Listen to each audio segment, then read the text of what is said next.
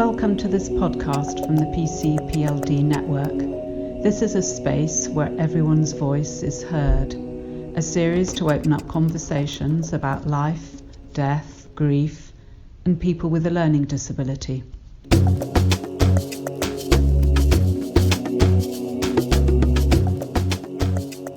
It's November, a month of remembrance. For many people, it's a time of gathering together and remember the people we loved who have died. But how can we do that during a pandemic? And how can we include people with learning disabilities and help them to remember? That's the topic for this podcast. Welcome. I'm Irene Tuffrey-Wijne, and today I'm talking with the chair of the PCPLD Network, Gemma, and with Richard Keagan-Bull, who has learning disabilities. Richard lives in the large community in London, and I started by asking him what usually happens when somebody dies.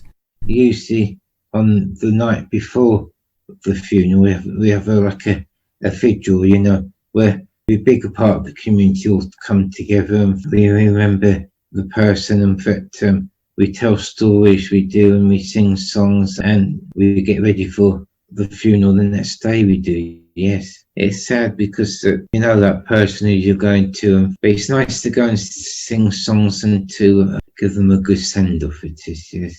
I'm just struck because a lot of the things we've talked about, and like you said, has the word together in it, isn't it? We come together, we remember the person together, we go to the funeral together and give them a good send-off. So what has that now been like during coronavirus and lockdown? I went to a funeral, I did. We had to watch it on the computer by Zoom, and it's quite difficult it was because you couldn't be at the funeral. I felt like I wanted to go through the computer and to give the lady a hug, I did, because I knew her and all that, I just wanted to go and give her a hug because she was just sitting there on just for her and the daughter, yes. So it's quite emotional not being able to go to a funeral and to be able to be there and to give your friend a hug, that's it, yes. Going to a funeral by Zoom, it's nice to be there, but it does take away the personal bit of it because you're just looking through a TV screen. And a normal funeral, you can go and stand outside and there's people there you could go and hug, knew the same person, you could go and hug them and, but just talk to them. Where when you watch it on Zoom, it is a bit cold. You're there on your own afterwards, you are. Yes, you've got no one to go and talk to.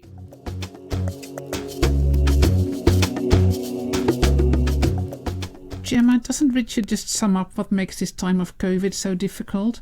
I mean, funerals and being together to remember is so important in helping us understand and cope with what has happened, that our friend has died and that we're all feeling sad. I agree. COVID-19 has resulted in so much change and has had such an important and serious impact on how we can gather to remember people. So whether that is when we actually say goodbye to somebody at a funeral or afterwards, a lot of the choices that we would normally have been taken away from us. And when supporting people with a learning disability, especially people that are living, on their own at home, choices are very limited. Yes, but it's also worth remembering that even before COVID, people with learning disabilities were often excluded from remembering rituals like funerals. Can you imagine not even going to your mum's funeral because people think it's going to be too upsetting for you? Some people aren't even told when someone has died. How can you do that? And how then can you remember that person if you don't know where they've gone and you don't know where they've died?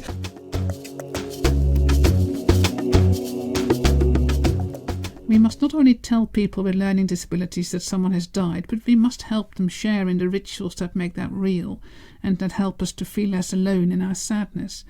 And we've both been in places, haven't we, where that is done really well, like in Richard's community, but we've also been in places where it really isn't. I was thinking of one care home, and when somebody died, they had a memory tree in their lounge area. So whoever visited, and also for the people that lived in the home and for staff, they each wrote the memories, slip of paper, and hung them on the tree.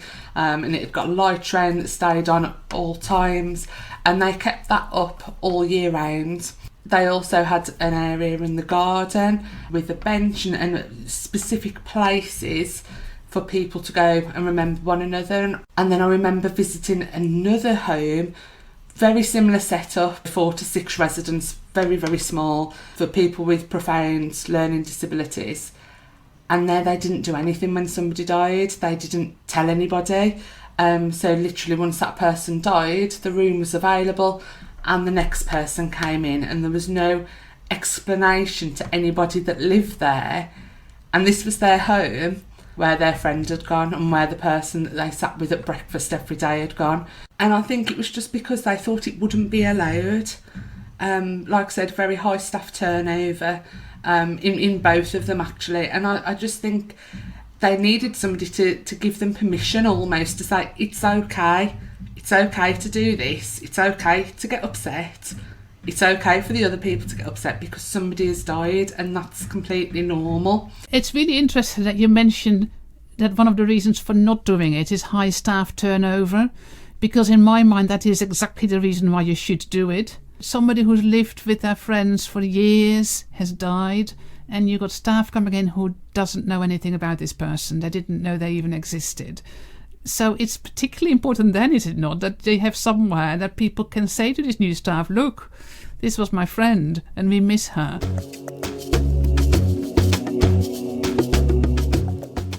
So having established that remembering people is a good idea and that it really helps us to have rituals and gatherings and things that help us remember, what can we do during lockdown? We talked about some of our own experiences with this. Do you remember, Gemma, last couple of weeks ago, you and Vince came to our grassroots group for the first time, which is a group of people with learning disabilities who I've been meeting with, to talk about death and dying for a number of years now. And we now have to meet on Zoom, which means that we can have you in the group, living in a completely different part of the country. It was brilliant. But it was Remembrance Month, and it was the first time that you and Vince had attended this group. We didn't know you. But I thought, actually, we still have to do our annual remembering. So I'm going to ask people, including yourselves, to bring a photograph or something, if they want to talk about somebody who's died. And wasn't it extraordinary to see how people who didn't know anybody were able to do that? It was, and everybody was so very open. And what I found really significant is that you'd actually asked for either a candle or a photograph.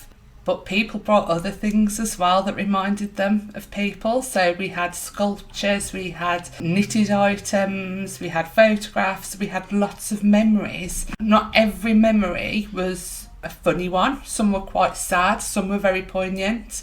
But that space was there to do that. And nobody was stopping anybody's conversation. It was very open, it was very relaxed. And it was probably one of the most wonderful afternoons I've had in a long time. Even for people with more profound learning disabilities, that space with support to log on to would have worked. I think it would work for anybody.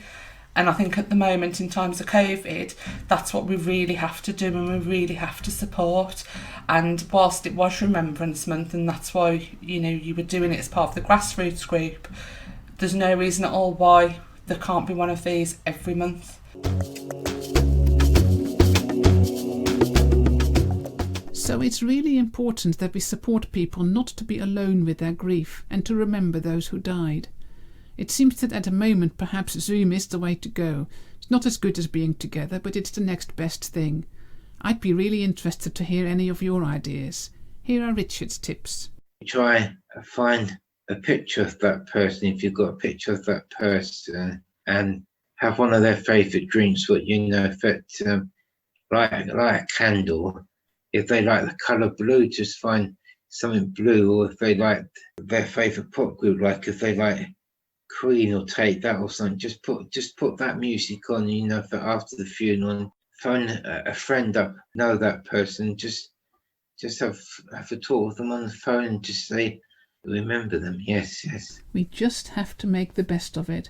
Richard and I both went to a memorial event on Zoom for Terry, a mutual friend of ours, who died a couple of weeks ago. We did screen sharing of pictures, do you remember? Yes. Yeah, yes. And then people were able to tell stories, sing songs. I mean, it wasn't the same because I was singing along all by myself. So don't be afraid to get together on Zoom and include people with learning disabilities to think about people who died. Use things we can touch or hear or smell that remind us of that person. Someone who doesn't understand words or pictures may still want something that evokes a memory for them. Mum's favourite jumper to hold that still smells of her, or the sound of her childhood song. This is a difficult time, and I wish you all the very best. Thank you to Gemma Allen and Richard Keagan-Bull for joining in this conversation today.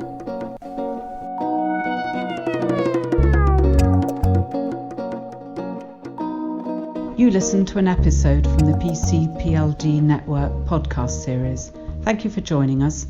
For more information and resources, please visit our website www.pcpld.org. We are also on Twitter and Instagram. Take care of yourselves and each other. Until next time. Because it was with actions, right? And I could see everybody else's actions. Yes. That made me feel that I wasn't completely singing on my own. No, yes. but yeah, but everyone's still doing the actions. Yes.